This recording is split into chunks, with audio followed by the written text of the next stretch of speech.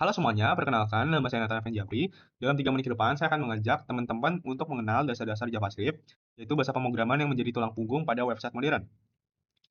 Nah, seperti yang kita bisa lihat di layar, JavaScript itu adalah kunci yang membuat halaman itu jauh lebih interaktif, responsif, dan juga hidup.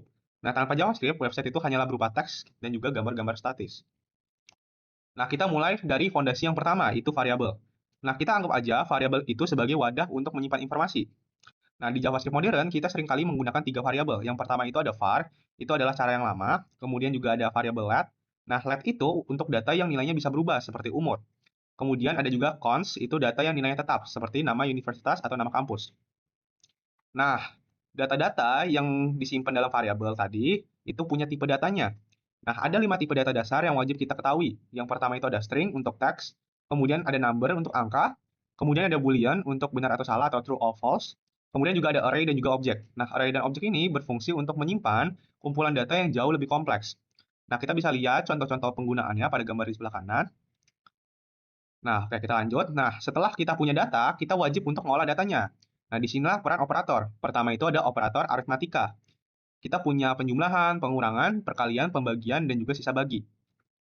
Nah, yang paling menarik itu yang sisa bagi. Nah, contohnya itu ada di 10 di modulus 3, hasilnya itu 1. Oke, selanjutnya yaitu operator perbandingan pada JavaScript. Nah, ada beberapa operator perbandingan, yaitu yang pertama itu sama dengan 2, sama dengan 3, tidak sama, lebih besar, lebih kecil, lebih besar sama dengan, dan juga lebih kecil sama dengan. Nah, poin penting di sini adalah cara membedakan antara sama dengan 2 dan juga sama dengan 3. Kalau sama dengan 2, dia hanya ngecek nilainya saja, tapi kalau sama dengan 3, dia lebih ketat karena dia ngecek nilai dan juga tipe datanya. Itulah mengapa ketika kita lihat di contoh, ketika X sama dengan 5 kemudian dibandingkan dengan angka 5 dengan tipe data string, itu akan menghasilkan nilai false.